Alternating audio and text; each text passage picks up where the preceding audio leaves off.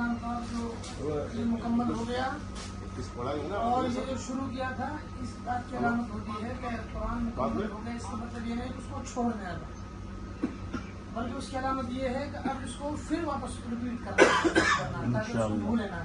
इसलिए ये पढ़वाया जाता है ताकि उसको याद करने के दौर में, ताकि वो रूटीन में चलता रहे।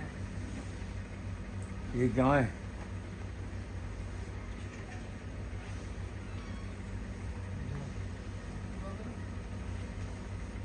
जी जी।